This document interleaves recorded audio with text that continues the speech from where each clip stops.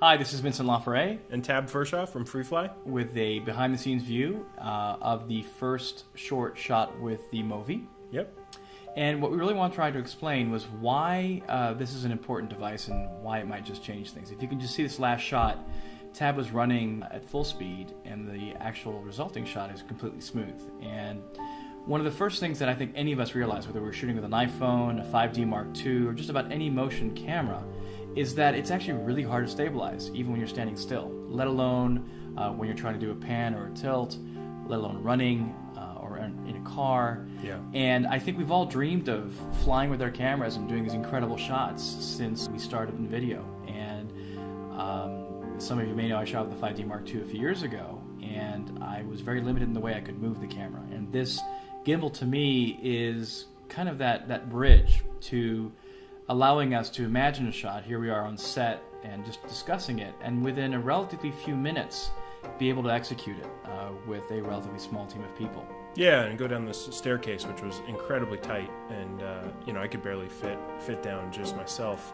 and to be able to pull off that shot going down, it was pretty cool. And there's the handoff, and you saw the camera moved in the behind the scenes, but look at how smooth it is here. And the reality is cinema is about working with other people, it's about working with other professionals, and that's the beauty of it. But we don't always have that at our availability or at our disposal. And in this case, if you have a gimbal operator that's solo, you can do a lot of stuff. But if you have a second operator as well, you can do even fancier takes like this, where you're just running through a variety of scenes and pulling off stuff that generally would take quite experienced levels of Steadicam operators or gear like jibs and sliders or even cable cams. Running downstairs like this and getting this kind of result is just not something you can generally do very easily. Yeah, I think that's an important thing that I really grew to love about the system is you separate the jobs of moving the camera and pointing the camera, and what that does is allows the person who's moving the camera, I can just focus on running and not tripping and falling.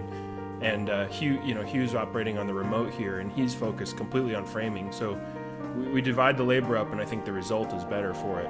And what I wanted to do as well is I wanted to shoot the entire short with just this one device. So every shot you've seen in the resulting short was shot with the Movi. And that was a key point. Here you see it on roller skates.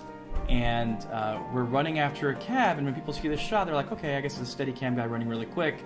And then the camera just places itself through the window, and one of the producers saw this said, well, where's the platform for the Steadicam guy to stand on to make this shot? How did you pull that off?